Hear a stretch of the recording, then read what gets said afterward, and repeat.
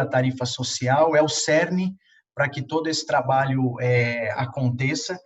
E essa sincronia do que o Marcel apresentou em termos de números e depois a Samantha em termos práticos é perfeito, e eu vejo que esse é de fato o caminho que nós precisamos lograr para o sucesso da universalização e, obviamente, atingir o ODS 6. Eu vou iniciar, então, fazendo agora rapidamente uma apresentação. A apresentação é uma experiência do município de... Is about a small city, it's what we call a municipality in the countryside of a state called Minas Gerais. Just so we find our bearings, it's in Minas Gerais, in the southeast of the country. My presentation should be up by now. I'm going to bring up my presentation now. I'll share now. That it is? Great. Just coming back, it's a municipality in the countryside of Minas Gerais. We have 115,000 people, and social tariff, as Marcel mentioned, it is something that through the institution of regulatory agencies, we understand and identify that many municipalities in our country doesn't have a structure of tariff with social tariffs, and those who have do not have effective work to collect results, as Samantha mentioned. And at the city of Passos, in January 2016, through the regulatory agency that regulates the services at that specific municipality, had yearly reviews by the agency. So the criteria that were established through the tariff design and through that single enrollment list, the agency listed all families who were under vulnerability. And from that list, they brought information to the service rendered to the supplier, and automatically they had the the ID number of the user, and they compared both numbers in both lists, and through the criteria, that is minimum revenue, they established that family as a family that would have the right to that tariff. So we identified 4,250 families, and in a universe that when we identified the effective base of that enrollment, I had 4,200, but I had a universe in the municipality from the year of 2019, almost 7,000 families who could be under the social tariff. At that time, we started a job related to the Acertar methodology that comes to implement better practices in the sanitation side, in the sanitation segment, with more precise and real indicator classification of users. Here we have the list of users under social tariff. And then we had to identify that specific user presented information that came from social assistance. What was suggested at that time was a technical cooperation between the water department and the social assistance of that municipality. In order to narrow down, and here in Samantha's presentation, it's quite clear, they manage in the Se Liga na Rede, Connect to the Network program, and the next program of 2015. You've reached the community and communicated through people who belonged to the community. Here, it was something quite similar, as you've mentioned, Samantha. It's quite interesting because it's not people from the community. It's people who were in close contact, who brought this need for families to enroll in the social tariff. So we had this technical cooperation, the focus. Then we have this flow chart. In the first line, we have all the activities that belonged to CRAS. CRAS is the social centers that could reach those families. Then we had Bolsa Familia, that is that social program that made all the enrollment. And then the SAI department, that was the service company. And we have also the construction department, because sometimes you had to connect the house, and you depended on several approvals. And what was quite interesting is that with this flow and this cooperation agreement, the purpose was to grant access for the service company, the utility company suppliers. So they could have access to that specific number to know if that user, specific user, had the right to use the social tariff due to their revenue. So this exchange of information has been a barrier because every year we depended on the agency to analyze the database, and then we would return all data to the department, and this make things more agile. And we did all the collection of information through the social assistance. So there was a great synergy between the social assistance and the utility company, and there was a major task force, radio, TV, newspapers, because there was something that already existed since 2016, but only in the fiscal year of 2018-2019 was when everything really started. So that's when the news started to be spread. So the results, although we have 7,000 families as our goal, we see this. Out of 4,260 enrolled users, we identified 1,500 users that corresponded to 25% who had differences in their status. Out of that, we identified many who were not even not in the criteria for social tariff.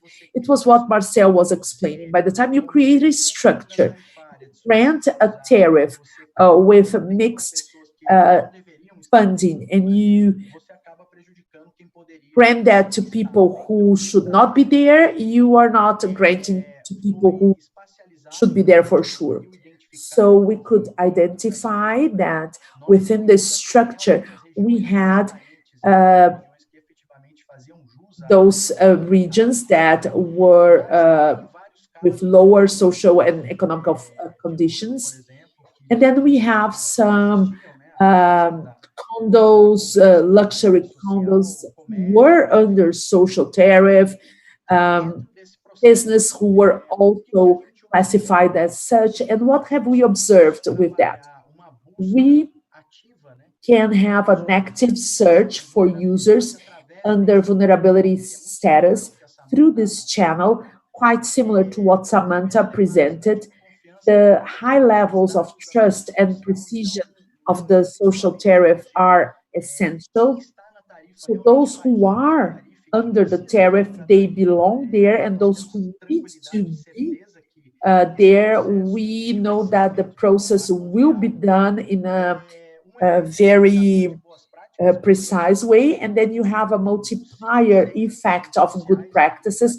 We started with 5, 6 social workers, and today we have almost 50 people who are multipliers of the process. And of course, we have safety a very important safety to the regulatory agents, because they had a program for specific investigation that worked with social tariff. How the agents didn't have safety in relation to how the municipality enrolled users under social tariff, there was a program in which the municipality, while it didn't have a way to reach such users, it would make a monthly deposit estimated by the agents of an amount that would be used by social tariff. And with all those processes that were implemented in 2.5 months, we had 518 people who were referred to the program, and 210 were included. We had an increase of 7.7% due to the mechanism that was implemented. With that, the agents understood that it was no longer necessary to investigate such program once we were precisely reach users. We believe that in our structure, regardless how scarce it is, we have synergy, we have interest and cooperation in order to promote under zero cost, because we have all the regulatory and legal framework, and we have the technical cooperation of players that brought a great and effective result. So we believe that this would be the universalizing of the subject. I will close my presentation. I hand back the floor to Juliana, and I thank once again for the opportunity of being here sharing such great experiences. Thank you all, Sudhir, Samantha, Marcel, Tiago. Sudhir, would you like to ask questions to our guests? Okay. We'll ask questions, but also if any of the attendees would like to pose a question, we'll welcome that also. My first question is to Marcel, and I want to know from your side, how did the program get connected?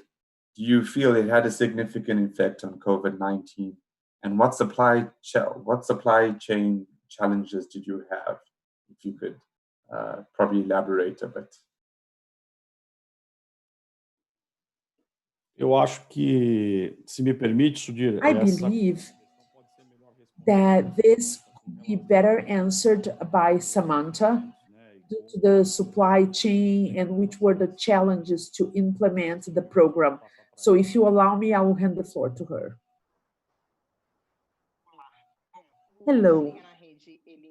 Connect the network, get connected to the network is a continuous project. During the pandemic, we continued with our constructions, but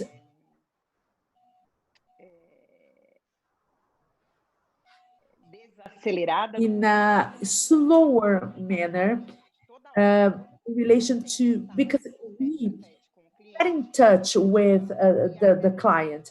And when we don't have to do that, we continued with the construction. And then it speed up things because we had less traffic, we had less people on the streets, and everything that was external managed to continue regardless of the program to which it belonged. In constructions in which we had to enter people's house, then we somehow reduced the speed and we stopped due to public health issues.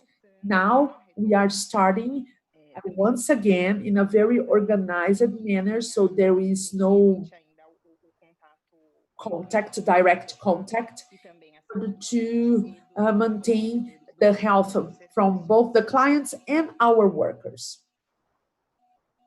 Okay, thank you, Samantha. A really You're interesting welcome. presentation you also gave. So you're going to get a second question, and I'll move between you and Tiago. We want to know, with the additional connections, was a upgrade of your wastewater plant needed?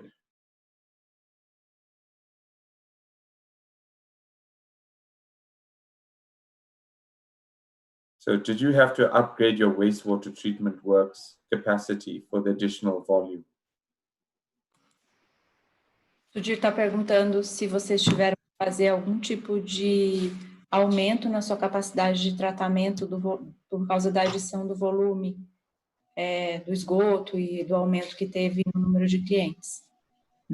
Não, no nosso caso, na Sabesp. In our case, at Sabesp, no, because when we design our wastewater and sewer treatment plants, we considered 100% of this population that is located to what we call the servable area, the area that is possible to be served. So it was considered when we built our sewer and wastewater treatment plants.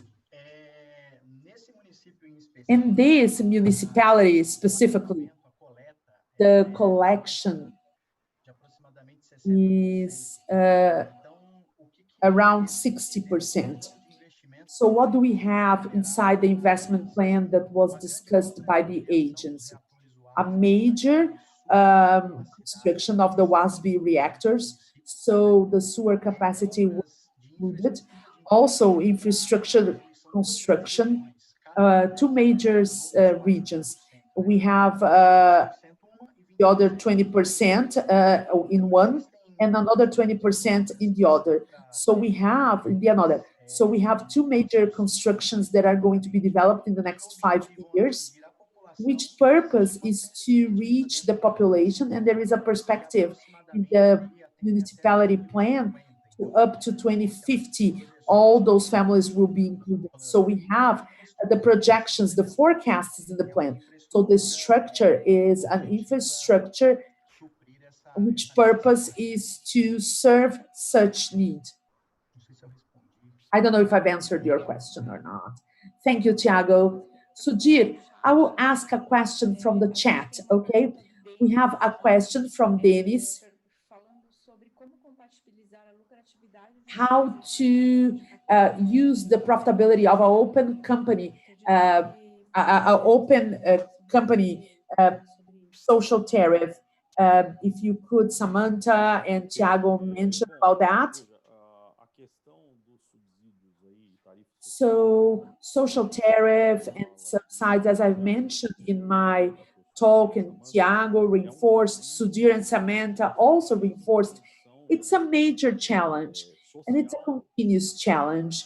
It's something from countries that are classified as developing country.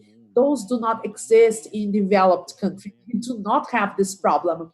So the fact is, we have a condition, we have a status to separate the financial balance of service rendering in relation to the capacity of users to pay.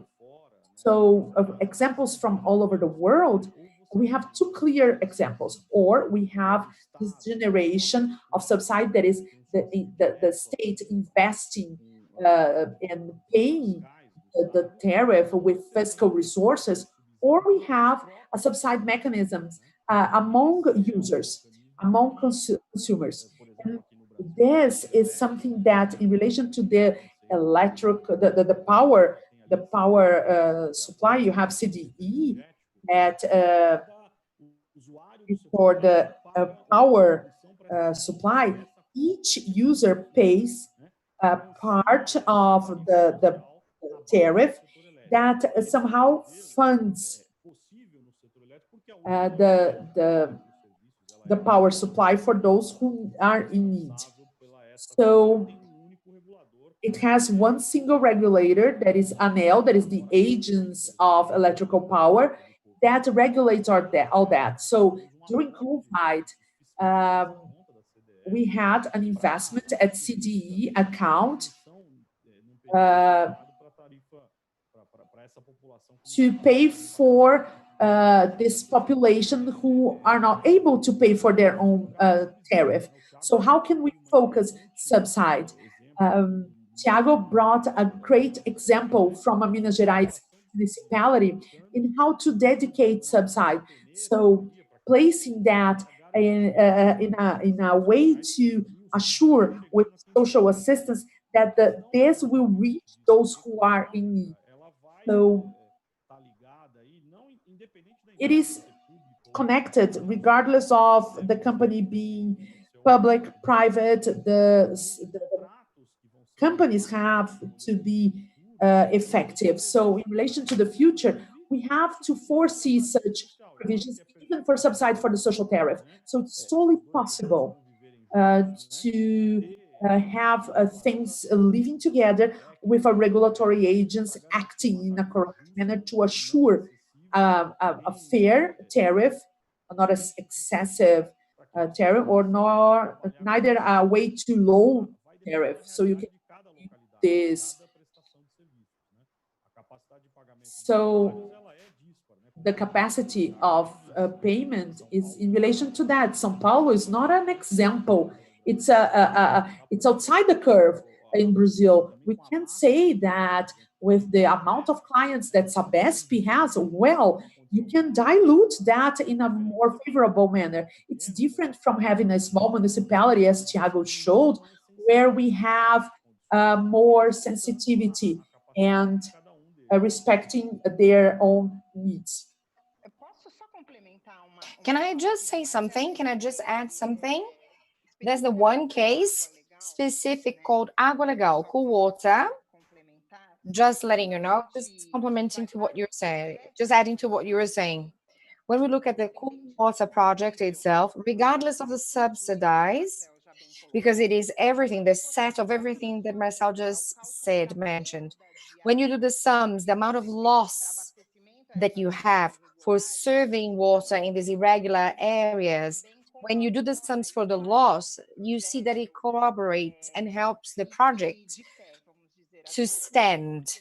It helps the project to stand, so to speak, because you get operational gains, plus the subsidize to have a continuity of the service, that is the whole regulatory sums.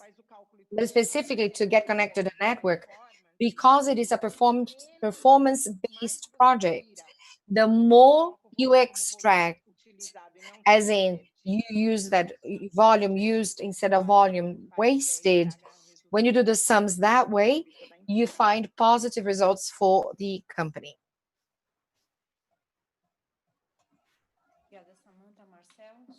Samantha, Marcel, Sudhir?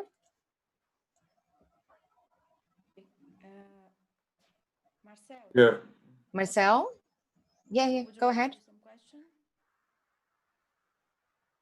Yeah, the tariff has been built in and it's subsidized through the revenue. So, as I mentioned, in South Africa, we call it free basic water, but someone is paying for it, and so it's subsidized through higher users. So higher users. So we have a step tariff, and those that use much more water subsidize those that cannot afford it. And so you have to have this delicate balance between how much water resources you have, the cost, and basic human rights. And so it's that balancing act that you have to get right. Thank you, Marcel. Acho que era interessante comentar paralelo disso que Thank you, Marcel. I think it's an interesting parallel to when we compare to Brazil. What are you thinking? I think it's the exact thing, Sudhir. I agree. Because in Brazil, it works in the same kind of way. We have other market sectors or segments whose tariffs are a bit superior in order to have a surplus, so that we have so we arrived at a medium at an average, and that can be evenly spread, so to speak. So here we're speaking about commercial industrial use of water. They regenerate a subsidized a surplus for this residence use of low income use, and we divide them and we split them into categories. And that takes place in all really infrastructure sectors, not only water. It is always connected to people's affordability levels to make this mechanism to work. We have interesting examples that we have witnessed around the world, but in practice, it all summarizes to the one word: someone's got to foot the bill. And you have to make this kind of arrangement. And the regulator's role is very important at this point, because they are the ones who have to define and they have to extract the political owners. There has to be a technical decision, and it has to be well based on real concrete data and not subjectivity, so that you do not overload the one particular sector or segment and truly be able to generate a surplus for those who actually need. Thank you, Marcel. There's the one question popping here that I would like to address to Tiago. The question is by Gismar. You spoke about the development goal and how it has and the 2030 on agenda, and the Sustainable Development Goal 6. And then we can go back to SDG6 and go back. Thank you.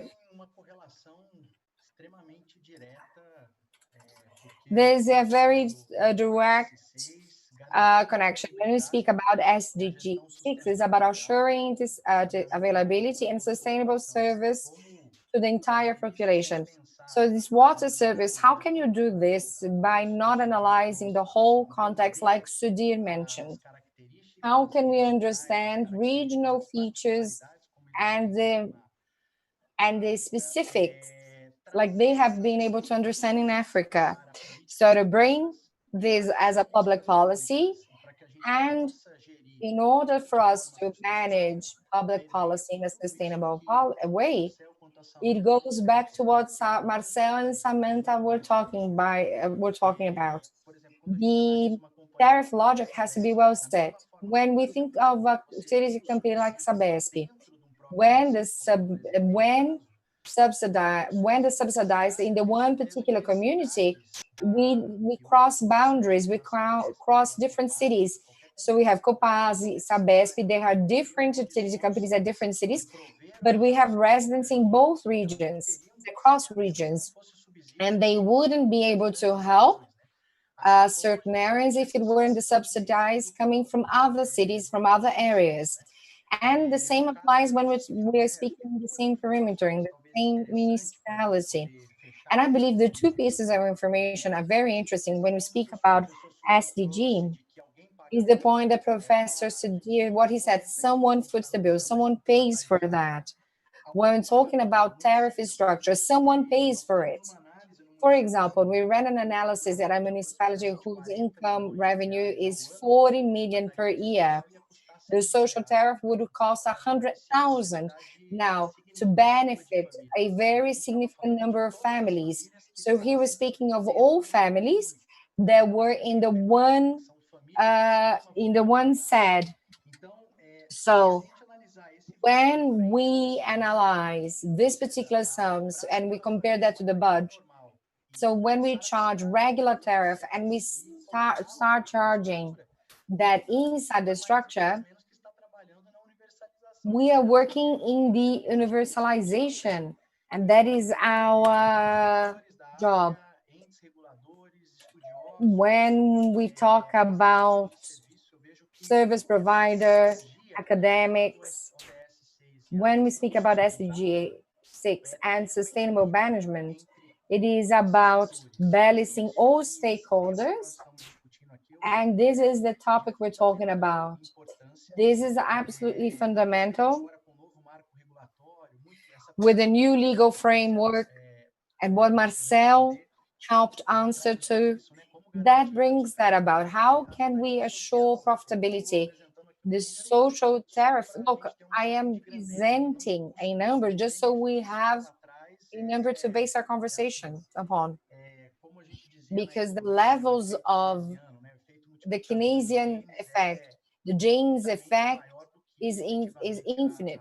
It is infinite bigger than the actual cost infrastructure that's the design we do for the infrastructure cost.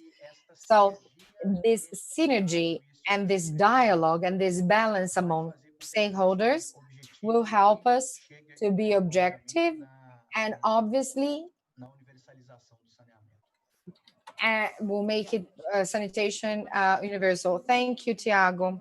Marcel, I have this question lingering. I see to look at business side, you look at the regulation side. That's what I notice about you. And those points are incredibly important when we speak of sanitation. So I have two questions. The first question is, how do we identify, think about SDG6, how do we identify regulation opportunities, especially when we speak of social tariffs? Now, looking at different cases from all over the world, because we're speaking about a world scenario, can you give us a very successful case? What do you think this example can be interesting? This could be interesting to share. What do you think would be interesting to share?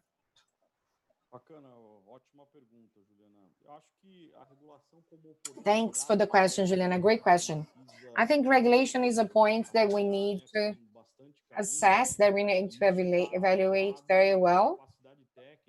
And that is connected to the technical capacity and all regulation stakeholders, all stakeholders that are involved in regulation. And it's part of the maturity of the process, because the regulation of our sector is also at its beginning, so much so that we've just changed the laws.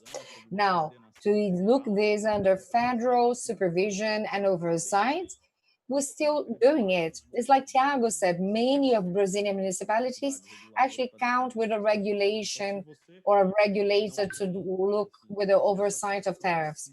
So when we have the balance, you see that users themselves, if you don't have a balance, users suffer. So if you don't have a fair balanced sums for tariff price point, you will make the population suffer, so that we can, and it will not help you leverage universalization.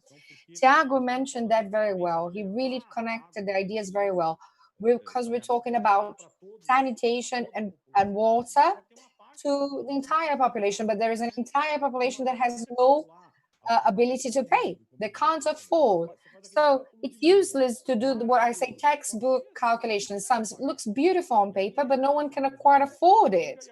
And that's where public policy and the regulator role comes in, to really balance things off, to offset things in order to bring an equilibrium. Let me give you examples, opportunity examples that I think regulators can help, so that we can think further about this topic. The first is about public policy.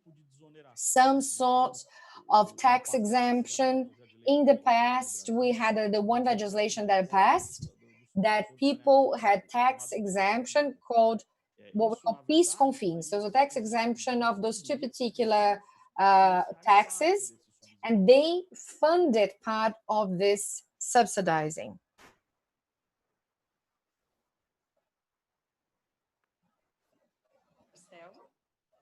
Marcel?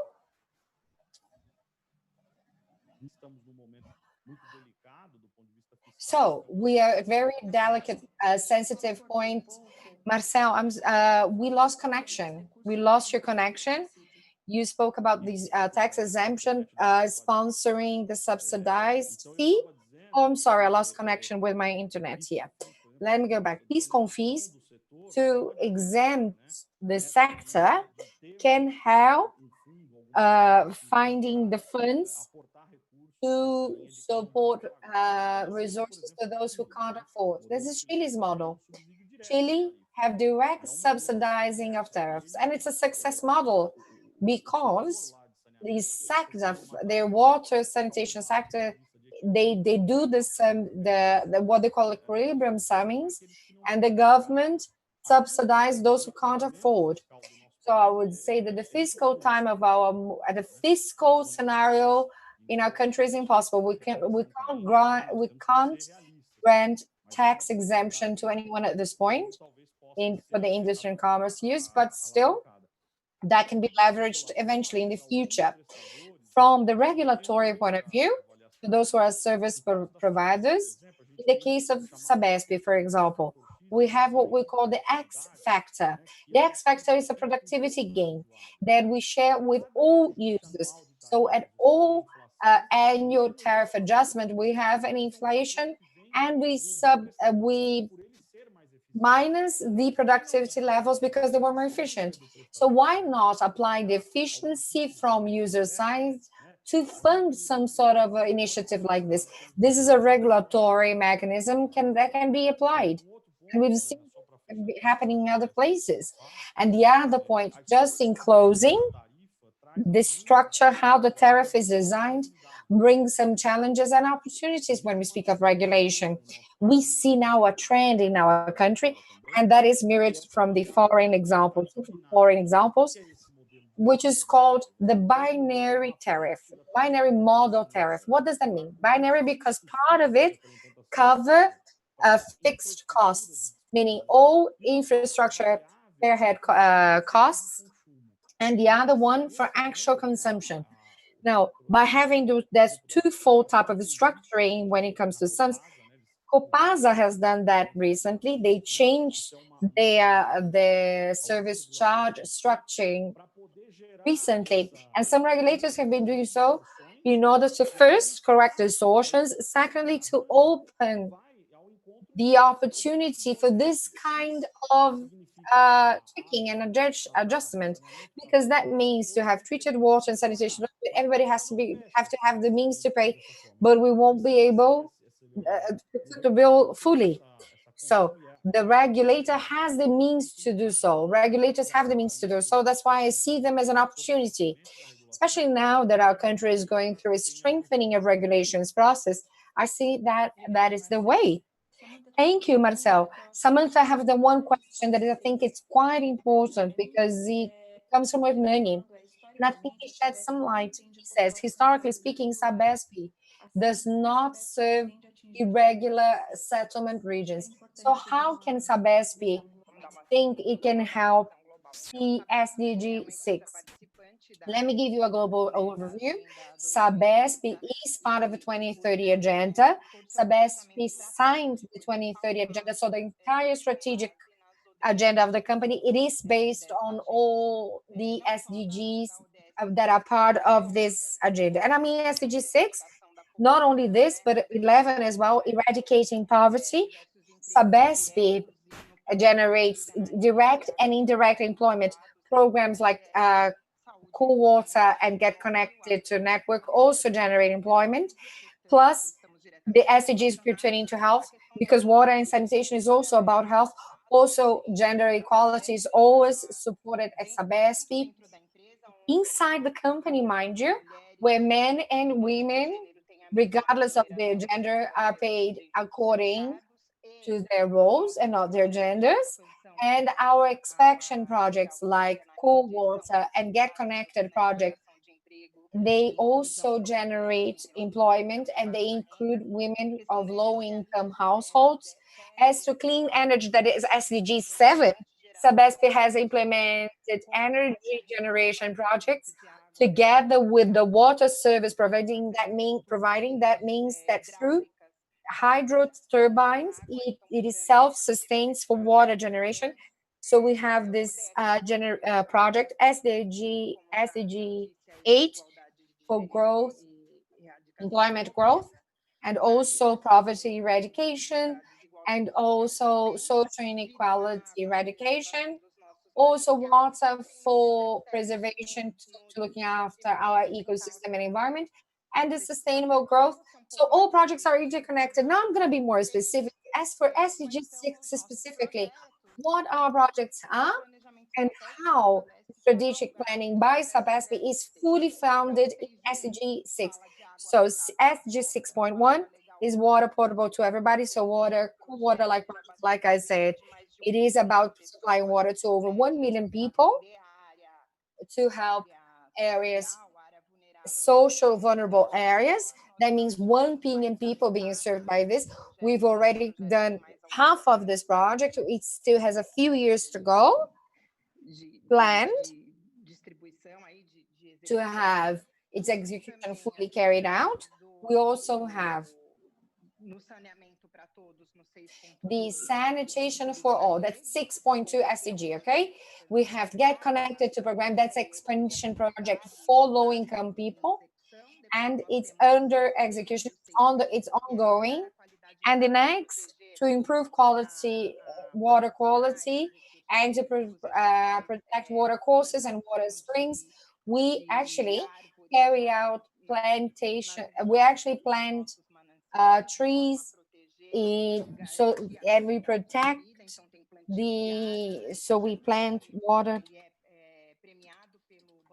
and we've been awarded by the World Bank because we actually protect our spring water and we plant trees by doing so. Also, water resources protection is our major differentiate. We wouldn't be able to change the water crisis. The water crisis is to have an integrated management of all water races. That is a major factor that sets us apart. So together with our operators, we have been able to actually supply water to the highest levels of drought than never been seen before in the past 70 years. Plus, we work with JICA Japan, and with Japan, we are learning and developing our workers to help loss management, and we also collaborate when it comes to learning sharing. We have countries like Panama and Colombia who come and share the program with Bolivia. For example, we shared our knowledge and experience with Get Connected to the network program. Plus, we support and strengthen local engagement. We have Get Connected, water in the network, cool water. We also have community-based programs where all low-income communities have this free flow communication with our tech community agents, where we engage and foster community participation and help them and service them directly. There is much more because SABES's piece of strategic planning is based on the 2030 agenda. But here I have some highlights that where SABESP works on. If Marcel wants to add something, please, the floor is yours. Perfect, Samantha. I would like to add, historically, Sabesp doesn't serve the informal areas. We have advanced on that. Those two pillar programs Samantha mentioned are evidences that this has been done throughout the years, but this is a structural aspect. We have to include all areas in the contracts, and Sabesp has done that. I'm going to get our larger contract, the city of São Paulo. All informal areas are served areas, and we share our revenue. Part of our revenue goes to the city government for action in the informal areas. We are not able to do that because we have all the legal aspects to be followed. As areas are regulated or they are able to be regulated, this agreement of a user and ourselves, Sabesp, we have seen results. We have targets for the area to be served and also for the informal region. All that is connected with the performance of the public sector. That's the one that has all the legal aspects. So the new framework introduces a very interesting aspect. We have discussed that at Sabesp, the possibility of regulating and also allow the entrance of service providers, except of course in risk areas, though close to creeks and other risk areas. So it's not very healthy to the workers, and housing policies work with that to remove them from risk areas. So where you have consolidations, the new law we call informal, consolidated, informal urban nucleus. So we have great inspiration from what has been done. And with this institutional reinforce with the ministry, the public ministry, we define what is able to be regulated and what is risk area. And then we work with that in a balanced way. And we see that the secret here is when planning, when the areas that will be served are defined, and we will just add, because Samantha, we just wanted to clarify that. Thank you, Samantha, Marcel. We are receiving many comments that questions are answered. And some people asked if we could repeat Dr. Sudhir.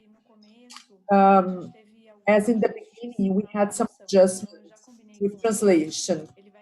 I've agreed with him, and at the end, our last thing will be his presentation again. Sonia was here yesterday, and I would like to thank her, sorry, and I would like to talk, she wants to mention the rural areas included in SDG6. She mentioned we talked about favelas, and she wanted to know from Tiago how they are dealing with the rural areas, and also from Sabesp. How is Sabesp dealing with that? Thank you. What we have observed in some municipalities we work in is that once again, the regulatory agents has an essential role in the process. Where we see rural communities, just like Professor Sudhir mentioned, with the subside, someone is paying the bill. It's not for free. So we have some situations in which, in the investment plan, there is a similar process, similar to what Samantha presented. And they visit rural areas, and they have through underground water or specific water distribution for certain regions. We all have a municipality that has around 15 rural communities, and half of them entered the program and half didn't enter. They are in the traditional way.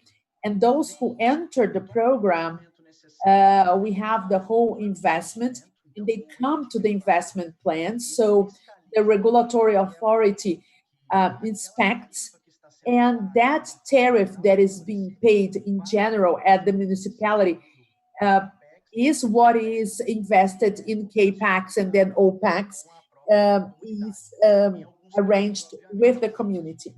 Of course, in some cases, as you have subside relacionado à tarifa social related to social tariff, in some cases we can see that they are also stratified. Those tariffs decided by the regulatory agents for specific communities. I would like to mention the regulation of land. 2 years ago, we wrote an article about land management in sanitation investment. We brought cases in which we had 20 million of investment stopped due to ownership of land. So to regulate land owning in urban communities as well as rural communities, something that Marcel and Samantha mentioned, regulation also is there in the rural area, the urban area, and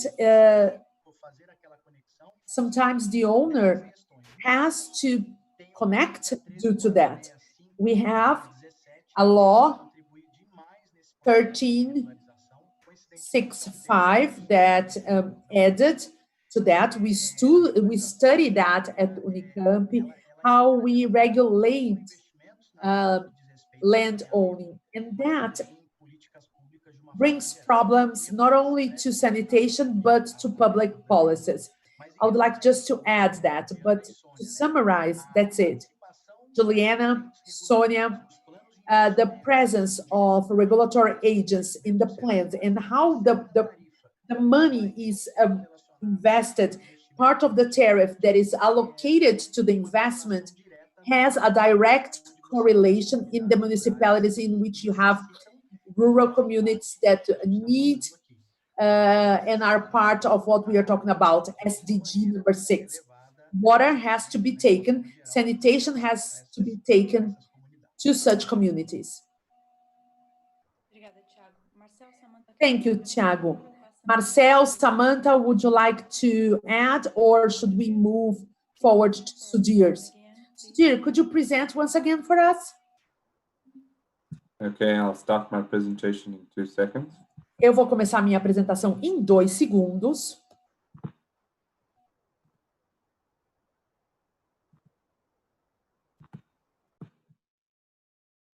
I'm just gonna go overview quickly. There's a lot of synergies to what Samantha and Tiago presented.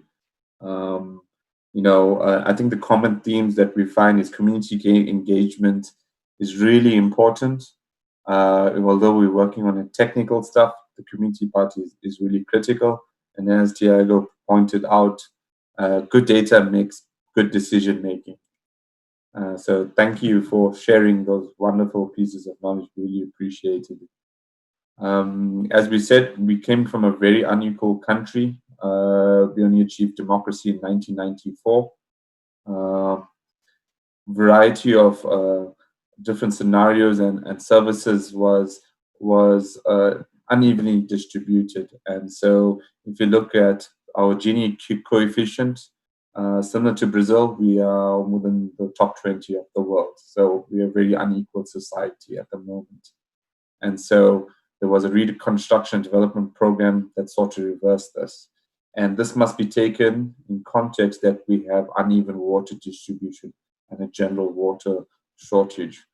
Our constitution includes that everyone has a right and access to sufficient food and water. So that's within our constitution. And so our department, that a regulator, has the task of ensuring all South Africans have access to water supply and sanitation. Now, there were various different legislations that were put up, and so we had a white paper on water and sanitation policy, the Municipal Services Act that indicated that each city is responsible to provide water and sanitation services to all residents. And we had a free basic water policy in 2001. In 2001, then that was 6,000 liters of free basic water per month per household. So if you look at how this came about, was one city of Durban in 1998, and a lot of the previous presenters have talked about this. They tried to enforce payment for people that were poor, but they really couldn't afford. So they found it was better to actually subsidize this cost and provide water, because it was also a health and a dignity issue. So a lot of this water got provided to these poor houses, and it's cross-subsidized from higher volume consumers in the urban area. In 2001, this was rolled out nationally. Just like how Tiago and Samantha have pointed out, especially Tiago, we were finding there were a lot of people that were receiving free basic water that were not poor. And so a review was needed.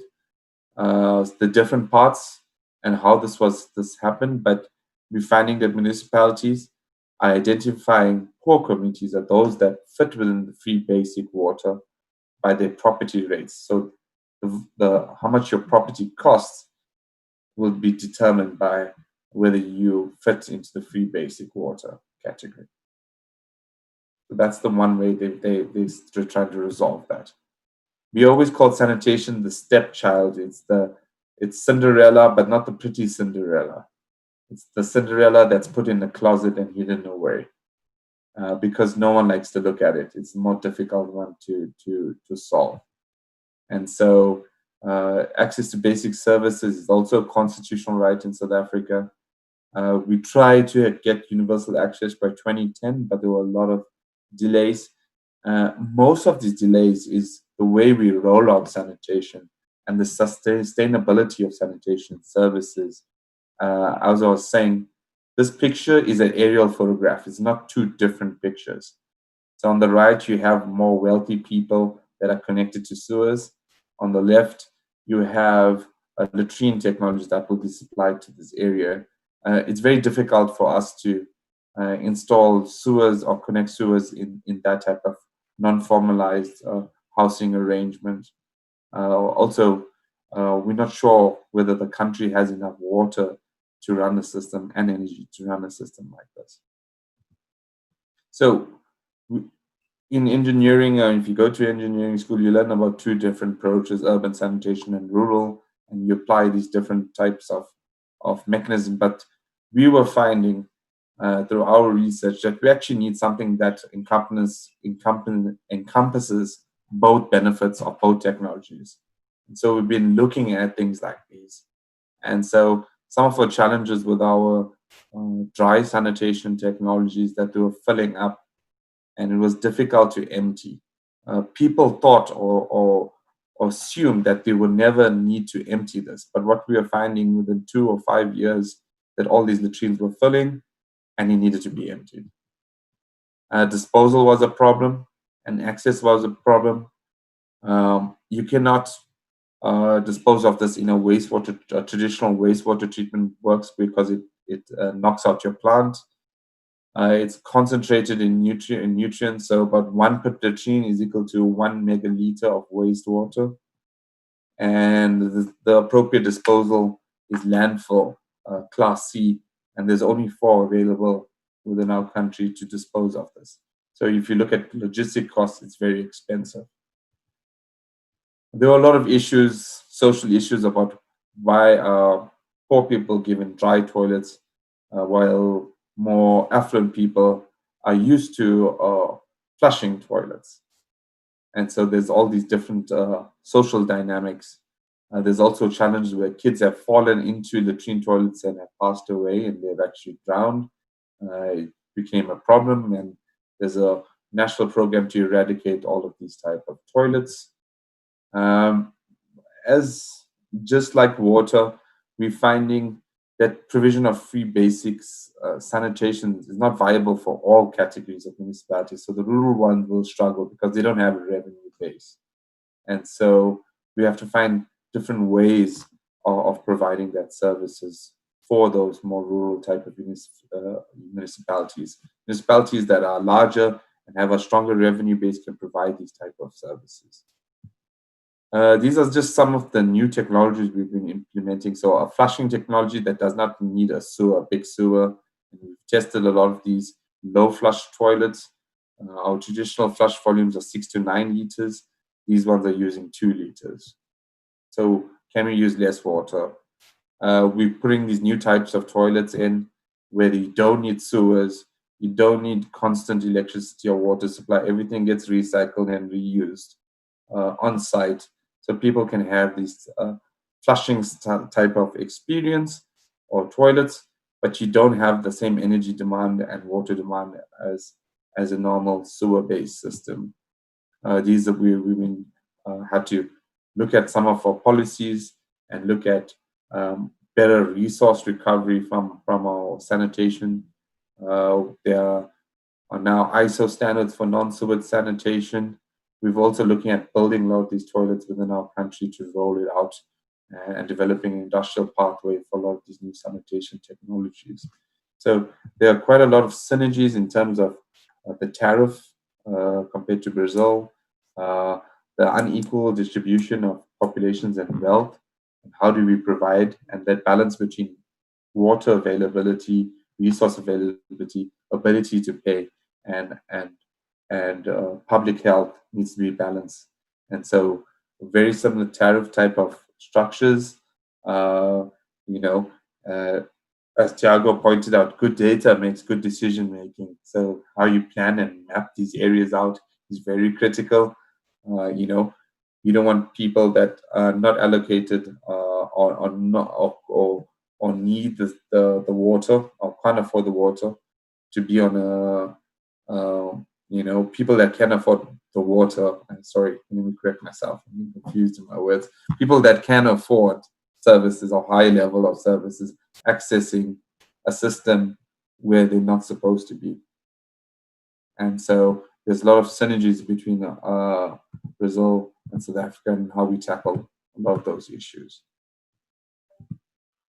Muito obrigada, Sudhir, por apresentar novamente. Thank you, Sudhir, for repeating your presentation upon request of everybody who was watching. I would like to know if any of you have a final word, food for thought. You too, Sudhir. And Sudhir, you can close as the last one, and I will just give some housekeeping notice. First, Samantha, thank you for inviting me, and thank you, Sudhir, for sharing his experience in Africa. I'm enchanted. I loved it. We have a lot to learn, alternative solutions that were presented here today. I'm totally available. Abis, I'm here to debate, to universalize and help the universalization of sanitation here in Brazil. And if we are able to contribute so everybody in the world has at least water and sewer access, well, it would be great. I'm totally available. And also, Sabesp is available. Thank you, and have a great day. Marcel, please. I would like to thank, on behalf of the board of ABIS, congratulations, Juliana, Professor Sudhir. I really enjoyed the debate. Tiago, Samantha, congratulations. It was brilliant. We have this mission, this institutional mission, as Samantha mentioned. ABIS and anyone else breathes that we want sanitation for everybody without inequality, without this condition that is a reality in our country and all over the world. I really enjoyed the examples Sudhir brought. We have something quite valued there. We have a lot in common in our countries. I would like to thank you, Sudhir, for your presence. To have an international presence in Brazil Water Week is amazing. Thank you all for being here. And please stay tuned because this is just the beginning. Thank you. Thank you very much. Yes, we are just beginning. We have a long way to go. And we also have the Congress. A lot of good things. Tiago? My thank you on behalf of the company is for the opportunity of being here, sharing specific cases. Sometimes it's smaller, but as Marcel mentioned, Sabesp is outside the curve, but it's a place everybody wants to be close by. So thank you for your examples and how clear you were in your explanation. And it's amazing, even in different circumstances, in different approaches, we have this synergy in our approach and also in our thoughts. Thank you, Professor Sudhir, for your great presentation. us who work with sanitation, we are seen as visionaries. They ask up to 2030, is it possible we have a regulation, a legislation with all the context, with all the changes, but it's people like you who study and are really working hard in a similar context, but I believe a harder context that bring the energy and with all your dedication is such an important subject. It's not only sanitation. Sanitation is everything. It's the base for development. So congratulations for your dedication, your study, and your cases. Juliana, thank you for the invitation. Have a great day. Thanks, Juliana. I know she's been working overtime trying to coordinate between Brazil and South Africa. Sub-ESP, thank you very much. There's a lot of ideas I'm going to take home and try, especially Samantha's ideas of, how do we get people to pay and teaching people basic management of their funding. I think that was a real eye-opener. Thank you for that. Thank you, Tiago, for sharing your data.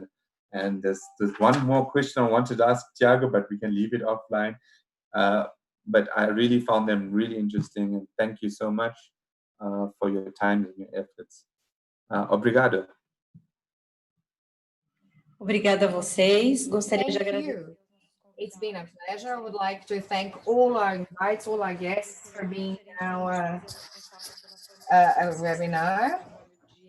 The R&D for the South Africa Commission, Marcel Sanchez, Superintendent of Regulatory Affairs at Sabesp, Samantha Souza, Commercial Superintendent with Consumer Interface, and Tiago for Tato Consulting. I would like to thank everybody who are following us and watching us, who have brought their comments on the chat. This webinar video will be available on YouTube, so if you'd like to watch again, if you want to share, also in Brazil, if you want to know, we're also going to share the program link, and you can enroll on the Brazil with 26th to 30th of October. Will be a pleasure to discuss more topics that we have to cover about water next. Special session will be tomorrow at 10 a.m. We're going to speak about complex sanitation projects, and I hope everybody have a wonderful day. Thank you.